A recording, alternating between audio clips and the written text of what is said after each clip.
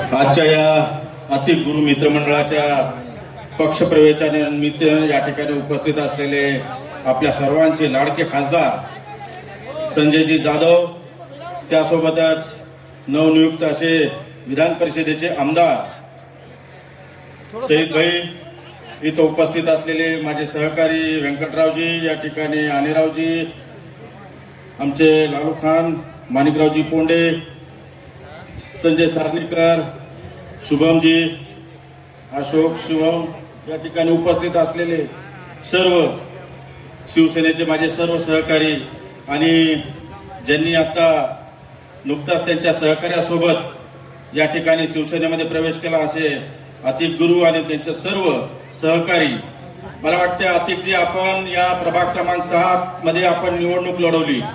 निवडणूक लढवत असताना आपण जे काही 15 दिवसाचं कार्य तुम्ही हे राजकीय दृष्ट्या तुम्ही बघत असताल, पण मला वाटतंय की जी तुमची ही जेवढी टीम आहे, निश्चितच तुम्ही कोणत्या पक्षात न उभं राहता सातत्यानं लोकांमध्ये असल्यामुळे तुम्ही एवढं मताधिक्य घेतलेलं आहे.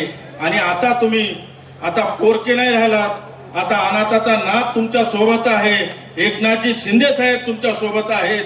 आताच तुमच्या ज्या समस्या या ठिकाणी मांडलेल्या आहेत, शादीखाना आहे, त्या सगळ्या गोष्टी, एकमेव आपला नेता महाराष्ट्राचे माजी मुख्यमंत्री आणि सध्याचे विद्यमान उपमुख्यमंत्री माननीय एकनाथजी शिंदे साहेब यांच्या माध्यमातून आपल्याला खासदार साहेब या ठिकाणी आपल्या ज्या काही अडीअडचणी आहेत त्या सोडवण्यासाठी निश्चित खासदार पण आहेत आणि आपल्या समाजाचा आमदार पण आहे.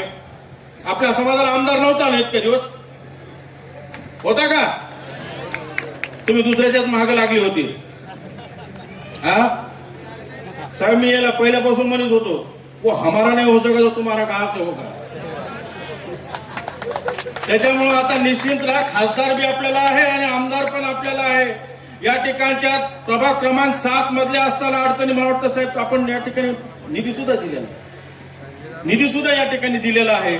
निश्चित आपल्याला येणाऱ्या काळामध्ये आपल्या अडीअडचणी ह्या सोडवण्यासाठी खासदार साहेब आहेत आणि आमदार साहेब आहेत, या अडचणी सोडवताल अशी अपेक्षा या ठिकाणी व्यक्त करतो आणि थांबतो.